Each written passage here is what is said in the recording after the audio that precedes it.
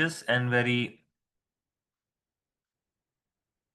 auspicious and very lucky for devotees. The primary reason for the Kartik month to be most auspicious is that Krishna performed many pastimes in this particular month. So the month is starting itself, it was yesterday, known as Sharad Purnima. And Sharad Purnima is a day when Krishna performed rasa dance with all the gopis on a full moon night.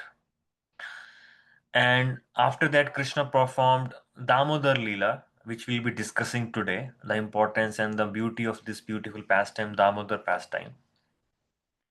So this month basically gives more and more opportunities for devotees to think about Krishna, to meditate on Krishna's pastimes, to enjoy Krishna's activities, and to just immerse themselves in the bliss of Krishna's personality. And it is said in the fourth chapter of Bhagavad Gita that whoever can understand Krishna's pastimes, Krishna's birth, Krishna's activities in reality, then after giving up this body, he will never take birth in this material world. He will go back to Krishna. Krishna says, Janma karma chame divyam evam yoveti tattvataha tvakta deham punarjanma naiti mameti suarjuna. A yogi would take many millions of lifetimes and so much of a hard work, austerities to be able to realize himself to be spirit soul and to be able to connect to Paramatma, and then his real spiritual journey starts. But for a devotee who can understand Krishna's pastimes in reality, not the way it appears to eyes, not the way our mind perceive it, but the way in it reality, in real sense, what was Krishna's meaning, what was the reality of those pastimes, what was happening in truth. Because even in our life, for example, we lead our life, and when we lead our life, we know what is my perception, what are my ideas, what is my purpose, what is my intention. But in this world, nobody will really understand your true essence and your true story and your true purpose and your true essence. Most of the time we will be misunderstood. Most of the time we will people really not understand us, what are we up to. There'll be a lot of misunderstanding. People will project their own ideas onto us. So there is a very high possibility that you would find really one or two person in this material world who can really understand your heart, who can really understand your activities, who can really understand your purpose, your intention, right? So if it is very rare for us to be understood by somebody in this material world, so how much rare it would be for people of this world to understand Krishna. Mostly people misunderstand Krishna. Prabhupada says in the Bhagavatam purport that Krishna's pastimes are most misunderstood. Krishna's activities are most misunderstood. People misconstrued, people give their own meaning to Krishna's pastimes. So that is why Krishna is saying that if you understand my pastimes in reality, in truth, and don't misunderstand it and don't think according to your perceptions, then after this lifetime you will come back to me. Isn't it a great opportunity what Krishna is giving to all of us by performing his pastimes in this mortal world, in this material world, so that we know what is the nature of Krishna's activities, what is the nature of his pastimes, what is the nature of his name, how does it look like. It's like an immense opportunity for me to relate with Krishna's different features. So that is why, because this month gives very special opportunity for devotees to think more and more deeply and intensely about Krishna, and it opens up their path to Krishna's lotus feet. That is why this month is very auspicious. And it is said Krishna has given a special concession and a special bonus in this material in this particular Kartik month. And mostly even before the festive season starts, Kartik season comes during festival seasons. So Krishna has specifically chosen this particular month so that when everybody is in festive mood, they can also Krishna will also give a bonus. We have a great deals in on Amazon, on Flipkart, on different portals. Buy one get one free for the particular month for this festive season. That even Krishna has given a huge bonus or huge deal. The deal is if you chant one round of Hare Krishna Mahamantra, you will get the benefit of chanting 1,000 times of Hare Krishna Mahamantra. So the impact what it would have on your bhakti will be 1,000 times multiplied if we do Krishna's pastimes in this particular month. So that is why it's very, very special. That is a very festive season for the devotees of Krishna, wherein Krishna has given the deal.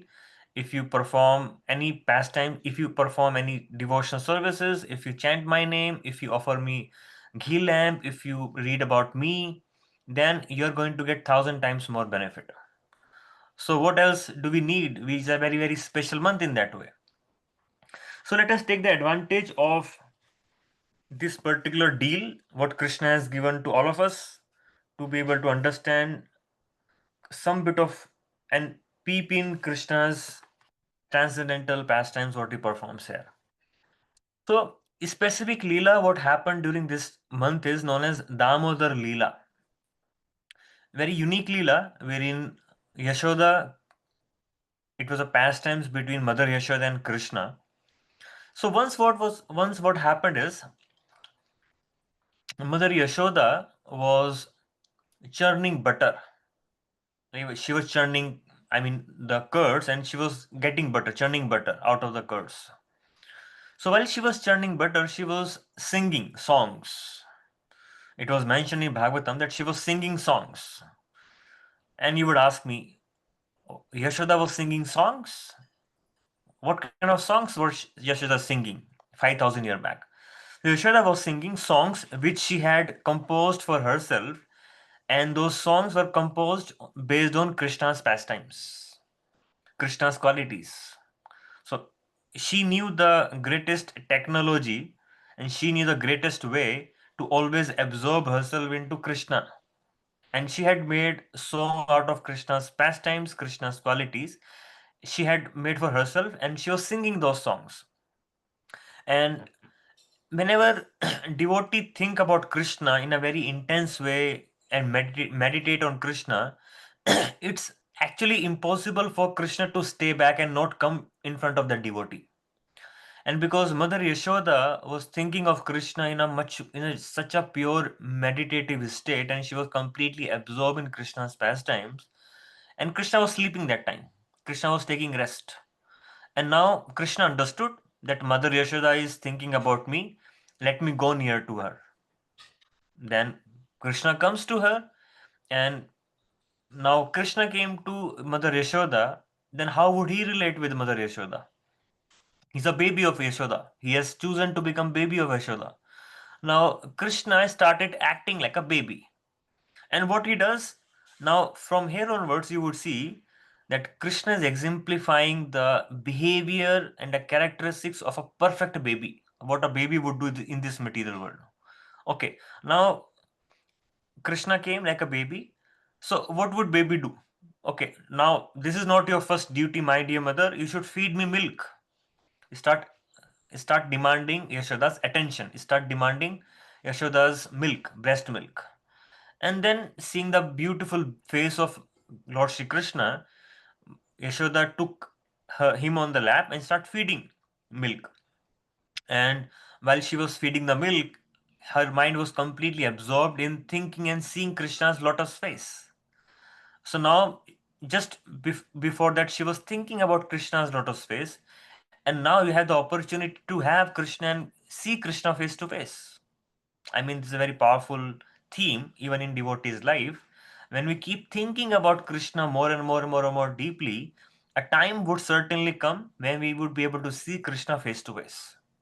For Mother Yashoda, it happened so fast because her devotion was pure and she was an exalted devotee.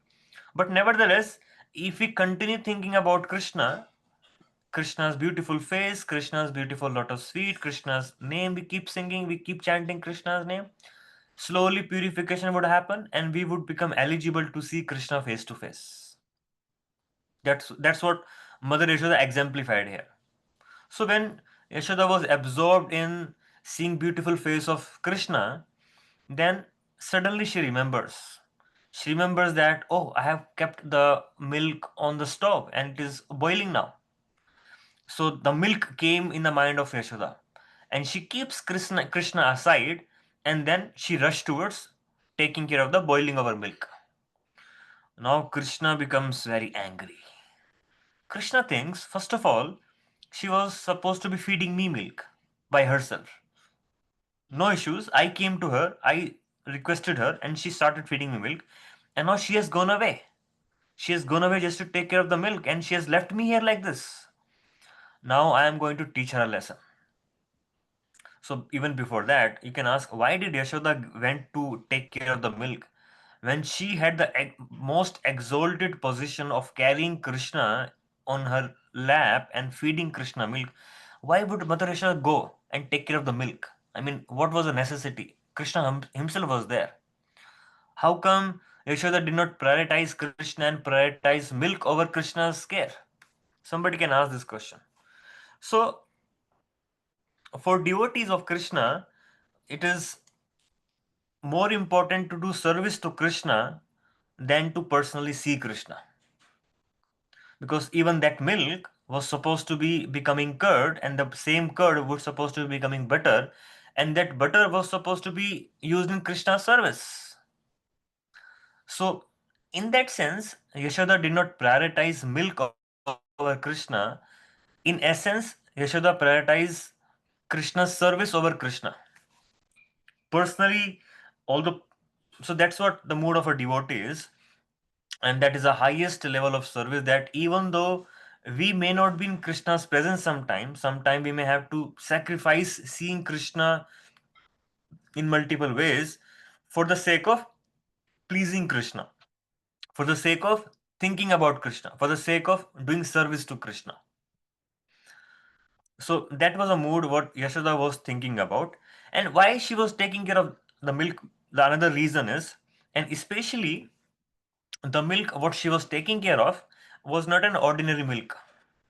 So what she would do is she would feed very special grass, like a flavored grass to the cows. And because Yashoda was feeding flavored grass to the cows, so the milk was coming out flavored milk. And why did she choose to have a flavored milk for Krishna? Because Krishna was getting a lot of complaints from the neighborhood. Krishna would go there, steal butter, eat the butter, and throw it to the monkeys. So Krishna became very famous as butter thief, like Makanchor. They say Makanchor, right? Butter thief. So again, somebody can ask, why did Krishna used to go steal butter? Isn't it he's a Sarvaloka Maheshwaram? Isn't it he owns all the butter, the whole creation? Why he has to go and steal the butter? Again, it's not only Mother Yashoda who treated Krishna like her son, it is everybody, every elderly woman in Braja treated Krishna like her son. And while milking the cows, while churning the butter, they were all thinking of Krishna. They were thinking internally among themselves, how nice it would be if Krishna would come and eat this butter. So they were thinking, but they were not offering to Krishna. And because their love was so pure, their love was so overwhelming for Krishna. So Krishna stole not their butter, but Krishna stole their love, isn't it? Because out of love, all the women would be churning the milk and getting the butter. And now, so Krishna basically was that love what has gone into making that butter. Krishna was after that love more than the butter. Similarly, sometimes we keep the love within our heart, but we don't express it, isn't it? I love you so much, but I don't see the love. Love is there, but where is the love? I'm not experiencing it, right? So sometimes love become a feeling more than a verb. So love is a verb more than a feeling. Love is an action. Prabhupada always translate bhakti as loving devotional service in action. So love in action is devotional service. So now, because all the and again, They were thinking of Krishna. Krishna came, stole the butter, ate it, fulfilled their desire. But again, she would come and complain to Yashoda. Oh, he used to come. Krishna comes to our place and he steal all the butter. They start complaining. Not really complaining, but like sarcasm and teasing Yashoda. So Yashoda thought, okay, this boy is getting complaints, so many complaints from everywhere. Let me make something special for him. Let me attract Krishna with some special milk, special flavored milk. That was Yashoda was getting flavored butter. So now coming back to the story, so Krishna became angry because Yashoda went to see the milk boiling over, not treat and not care for Krishna personally. So what he does is Krishna thinks, okay, this butter is the cause of separation between me and my devotees.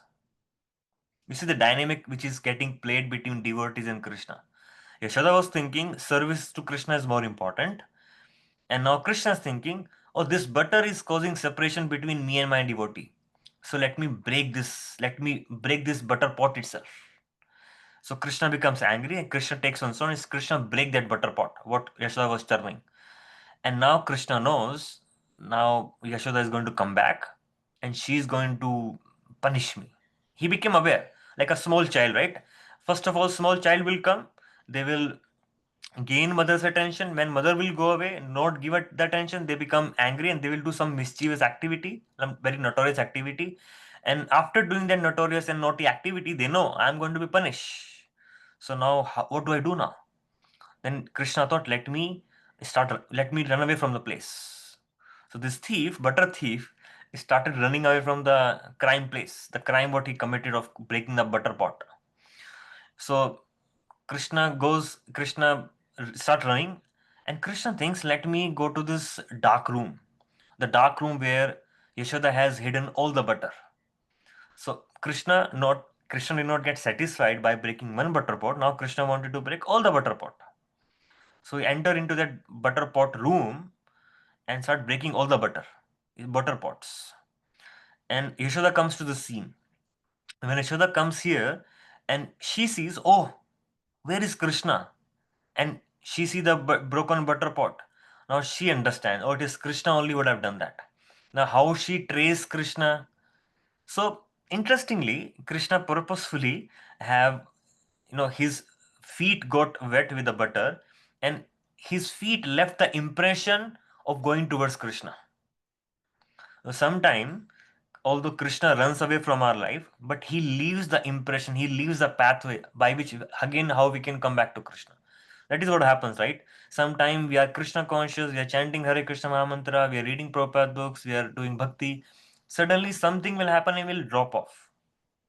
It will just, enthusiasm will die, or we start,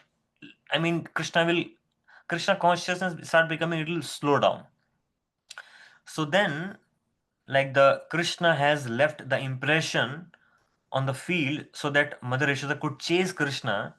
Similarly, Krishna also leaves some impressions in our consciousness, some beautiful experiences, and some wonderful, uh, experiences and the reciprocation, what Krishna would have done with us before we start losing our interest. If we just meditate on those points, how Krishna helped me in the last couple of years, how Krishna was protecting me, how Krishna was caring for me, how Krishna was, you know, guarding me from so many difficulties. When we meditate on all those important incident what personally Krishna did with us, at your in your own life, personal life, that becomes the impressions by which we can again regain the enthusiasm for becoming Krishna conscious. It's a very important practical learning points. So then Yashoda comes and Krishna start chasing Krishna, and Yashoda finds, oh, now here is Krishna. He's breaking all the butter pot. And what she saw was Krishna was not only breaking the butter pot and not only eating, and Krishna was feeding them to monkeys. And at one point of time, even monkeys' stomach became saturated. They didn't want to even eat further. So now Krishna threw butter to monkeys, but monkeys are not eating it because they are full. They're filled in their stomach. So now Krishna wanted to show, okay, see the butter for which you left me, Even monkeys are not eating it now. You see that level of naughtiness, level of how much he wanted to tease Mother Yashoda. Even monkeys are not eating your butter. Because of that butter, he left me. And although that was Krishna's thought, but now again, Yashoda is behind Krishna, standing with a stick, and Krishna is breaking the butter pot. As soon as Yashoda comes behind Krishna senses it. Oh yes, now Yashoda is behind me. She's going to beat me up. And what he does is his eyes start becoming very, start seeing everywhere, like a very flickering eyes start, seeing everywhere, start become very scary, and start becoming very fearful, very scary, very anxious. Now what is Mother Yashoda going to do with me? In that reaction, Krishna jumps from that mortar, grinding mortar, which was kept upside down, which Krishna was using to, to see those butter pots, to break the butter pot. Krishna jumps, and Krishna start running everywhere. And now Krishna is running behind Krishna. Yashoda is running. And when all of this is happening, Krishna is running and Yashoda is running, and Yashoda is very, very heavy woman, and she's in a sari. She's not able to walk as quickly as Krishna can walk.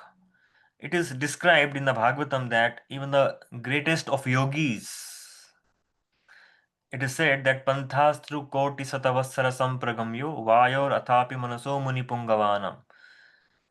It is said that even if you were to travel at the speed of mind, the speed of mind, how fast mind can travel, even if you were to travel at the speed of mind, and if you travel at the speed of mind for billions and billions and billions of lifetimes, billions and billions of years, if you speed at the speed of mind, if you travel at the speed of mind, and if you travel at the speed of mind for billions and billions of years, still you cannot get even a glimpse of Krishna's lotus, toes of Krishna's lotus feet, not even toes, the nail of the toes of Krishna's lotus feet. Still you cannot get a glimpse of it, even if you were to travel at the speed of mind for billions and billions of years. But here is Mother Yashoda. Krishna personally is being chased at her own courtyard, and finally Yashoda was able to capture Krishna.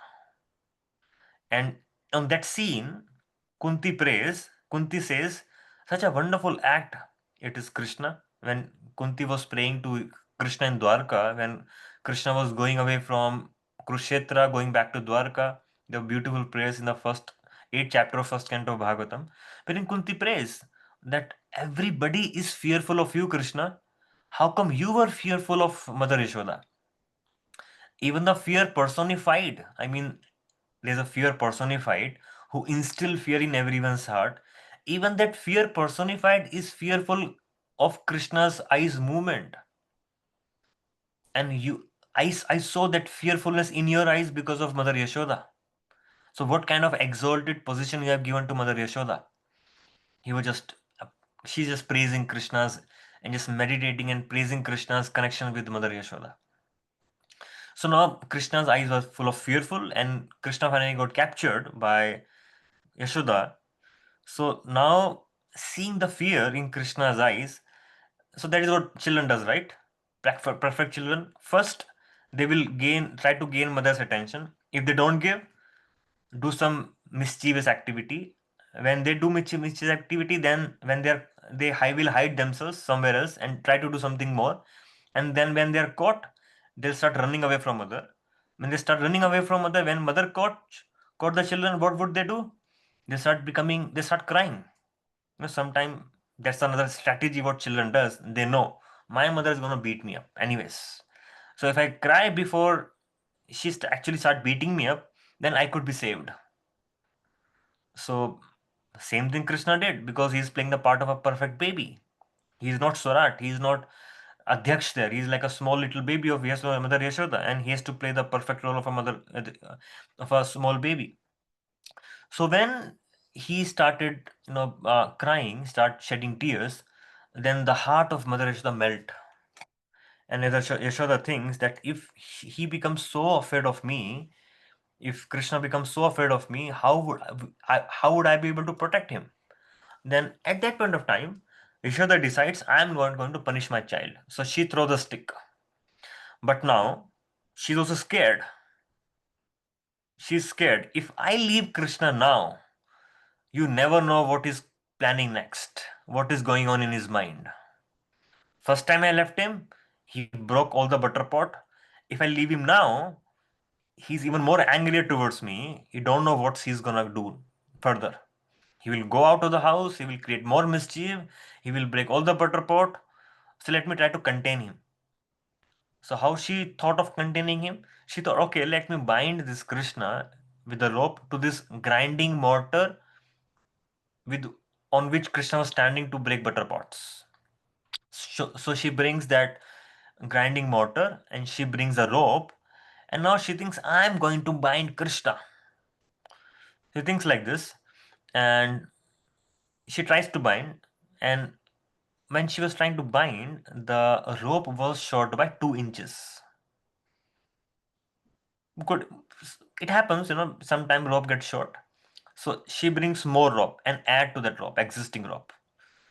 Again, it was short by 2 inch. Again, okay, let me bring more ropes. She brings, ties more rope, again short by 2 inch. So like that, she had finished all the rope of the house. Still, it was short by 2 inch. And the whole scene was watched by all the other Brajvasis, all the other elderly gopis of Vrindavan. Everybody was seeing that and everybody was laughing at it. What is going on here? Like a interesting play Krishna is playing with Mother Yashoda, which we have never seen in our life. Everybody is giggling, everybody is laughing, even Mother Yashoda started laughing. What is happening here? So at that point of time, she tried her level best, but Krishna was not ready to be bound up. So basically, Krishna was showing here, see, you could catch me, but you cannot bind me. Even yogis tried to capture me in their heart, but for even if they perform tapasya and meditate on me as a Paramatma form for many, many, many, many lifetimes, still I am not captured by them. How could I be captured by you, Mother Yashoda? Actually, now Krishna is thinking like a supreme personality of Godhead. So Krishna keeps shifting. So sometimes Krishna will actually become like a baby and he will act, feel, think like a baby. And suddenly he will shift into different mood, basically. And then he will become a supreme lord. Now he's thinking like a supreme lord. Now bind me. Nobody can bind me. And then Yashoda become tired, Yashoda become exhausted. At that point of time, the flowers from the hairs of Yashoda fell on the feet of Krishna. And it is very interesting to note here. So when the flower from the hairs of Yashoda fell onto the feet of Krishna, it was a sign of a surrender. So now Krishna, I am surrendering unto you. I cannot really capture you. It's so difficult for me to capture you. So now I am surrendering to your lotus feet. Although as a mother I cannot touch your feet, but as a symbol, I mean the flower came from the feet, from the head to the feet of Krishna. I'm just surrendering myself to you. And when she saw surrender, at that point of time, okay, now you can bind me. Then Krishna agreed to be bound, and then Yashoda could bind Krishna. So the beautiful learning what comes out from this particular incident is that particular part of the incident is that Krishna sees effort of a devotee, even though sometimes it's difficult to capture Krishna in the heart. I mean, it is not our potential. We cannot really capture Krishna in our life. We cannot really become Krishna conscious always. We cannot actually chant Hare Krishna Mahamantra unless Krishna desire. We can just put efforts. So whenever you see it is not something what I am capable of, you can always meditate on. Even Yashoda was not capable of capturing Krishna and binding Krishna, but she wanted to and she tried, and Krishna did not allow couple of times. So similarly, we'll have struggles. Yeah, like Yashoda had struggles. She was perspiring, she was sweating, she had just given complete heart and soul to bind Krishna in that grinding mortar. Similarly, we also sometime will have to give our heart, blood, sweat. I mean, how much hard work we do when we try to chase something of this material world. Some name, some fame, some opulence, something. So how much difficult it is. You have to sweat really hard to be able to gain anything of this material world. So how much difficult it would be, uh, how much difficult it would be for us to capture Krishna, and how much hard work we should be ready to put to be able to serve Krishna, to be able to capture Krishna. But yeah, effort is from your side. But if you think, oh, only because of my effort, Krishna is going to be bound up, Krishna showed you cannot bind me with your own efforts. But Krishna becomes pleased by the sincere effort of a devotee. So when Krishna becomes pleased by the sincere effort of a devotee, he agrees to be bound up. So it is said that we should work in such a way that everything depends on me, and we should wait for the result and pray as if everything depends on the Lord. Same principle was exemplified here. And Krishna agreed to be bound, Krishna got bounded up, and that was a pastime. There is one more connected pastime to that. Maybe we not have time for discuss that. That we'll discuss some other time maybe. So it's a beautiful pastime, and the devotees sings Namamishwaram Satchidananda Rupam, a beautiful song known as Damodar Astakam. And when we read this is a very Krishna becomes very pleased when we remember this pastime every day in the form of singing the song Damodar Astakam. The song is composed by Satyavarta Muni, and I would recommend all of you to please, you can search for Damodar Astakam, a song. You can hear that song and you can read its meaning. And if you don't have that, you can always just reach out to me. I will be happy to send you the PDF of meaning and the song itself. And we also offer a lamp to Krishna in the evening, just one small, like a ghee wick lamp. You can offer it 7 times, rotating clockwise direction to Krishna. And so keep a Yashoda Krishna picture wherein Yashoda is binding Krishna with a grinding mortar. I have that picture. If you would like, I can send it over. If anybody would like to take a print of it, just take a print of it, put it on 5 by 7 frame, keep it in your altar or any small, like a clean place. Have a small, like a ghee wick, and offer 7 times while singing this song every day in the evening. So Krishna becomes very pleased by this simple act of a devotee. So there's a practical action. Krishna expect if we do that, then Krishna will be very happy. And also additionally, you could chant Hare Krishna Mahamantra. That will also be very auspicious to be able to chant. The deal is 1,000 times benefit. So just be ready to grab as much as possible. Like Amazon deal comes, you're so fired up, just keep the list ready. As soon as it comes, just hit buy now. Similarly, now all the wishes of the whole year can be fulfilled. Just be ready, perform intense devotion service, especially for this month. Double your chanting, double your reading, double your service. You will see the impact in your, so transcendental impact in your personal life.